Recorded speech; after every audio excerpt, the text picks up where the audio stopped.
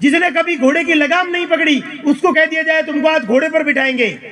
जिसने कभी घोड़े को स्पर्श नहीं किया उसको कह दिया जाए आज तुमको घोड़े पर बिठाएंगे। जिसने कभी घोड़े की पूंछ कैसी होती वो भी नहीं देखा उसको कह दिया जाए घोड़े पर बिठाएंगे, तो बड़ा खुश होता है। हिंदू समाज के बीच में भी यही है, मैं ऊंचा हूं इस प्रकार का घोड़े पर बिठाया हुआ षड्यंत्र ही है।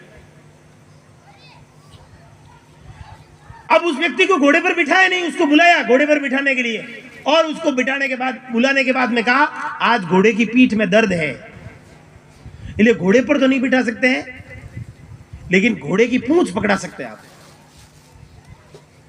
अब घोड़े की पूंछ पकड़ाने का मतलब घोड़े पर बैठना हो सकता है क्या? अब कोई घोड़े की पूंछ पकड़े, आप कल्पना करके देखिए, घोड़े की पूंछ पकड़े और पास में खड़ा हुआ घोड़े के घोगा देते एक, फिर पूंछ पकड़ने वाले के क्या हाल हो। लेकिन आंख का अंधा होता है ना, जिसको कहते हैं ना दिमाग का अंधा होता है ना, उसको समझ में नहीं आता। आंख के अंधे को फिर भी स्पर्श कराकर समझाया जाता है, जो दिमाग से अंधा हो जाता है ना उसको समझ में आती कब है, जब ठोकर लगने समझ आता है। हिंदू समाज ठोकर लगने के बाद भी नहीं समझ रहा। अब उसको कहा घोड़े की पीठ पर चोट लगी हुई है इसलिए घोड़े की पूंछ पकड़ा सकते हैं, तो बड़ा खुश हुआ, चलो कोई नहीं, मैंने तो जीवन में पूंछ देखी नहीं, मेरे को पूंछ पकड़ा तो रहे। वो पूंछ पकड़ ली उसने। अब घोड़े की पूंछ पकड़ ली, पूंछ पकड़ी तो पास वाले ने घोड़े के किसी ने चूटिया बोट दिया।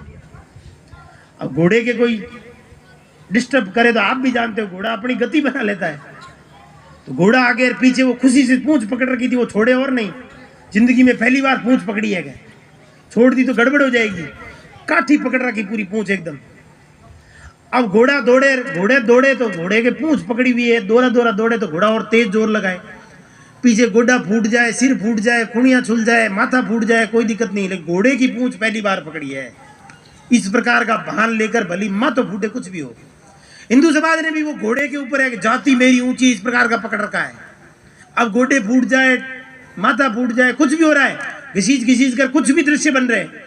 वर्ष में कई लोग हैं जो हमारा धर्म, हमारी संस्कृति, हमारा मत पंथ छोड़कर ईसाई बन जाते हैं, मुसलमान बन जाते हैं, हमारे व्यवहार के कारण बनते हैं। बाद में हमारी हिम्मत नहीं है उनको नीचा कहने की। हमको आदत सुधारनी पड़ेगी। राम और कृष्ण की जय बोलने से काम नहीं चलेगा, राम और कृष्ण बनना पड़ेगा। राम और कृष्ण क्यों? हमारे यहाँ के रामदेव जी ने व्यवहार करके दिखाया, डाली बाई को साथ बिठाकर लोग व्यवहार करके दिखाए। हमारे अपने महापुरुषों के बहुत दूर जाने की कहाँ आवश्यकता है, हमारे यहाँ ही जसोल की धनियानी के लिए भी कहा जाता है। हमारे यहाँ पहाड़िया की हम सब जानते हैं, जाकर देखेंगे तो हमको सबको पता चलेगा। और कहा जाएंगे नाथ द्वारे के प्रति भी जाकर देखेंगे, आज भी वहां प्रसाद पहले जिनगर समाज के व्यक्ति का चढ़ता है। हमारे यहाँ था नहीं जातिगत भेद, जानबूझकर परोसा गया।